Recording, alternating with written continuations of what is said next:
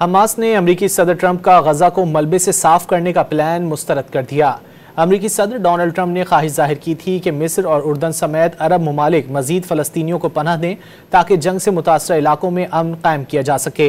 Hamas के शोबा ख़ारजा ताल्लुकात के सरबराह बासिम नईम ने ट्रंप की तजवीज़ मुस्तरद करते हुए कहा कि वो तामीर नौ की आड़ में ऐसी किसी तजवीज़ को मंजूर नहीं करेंगे।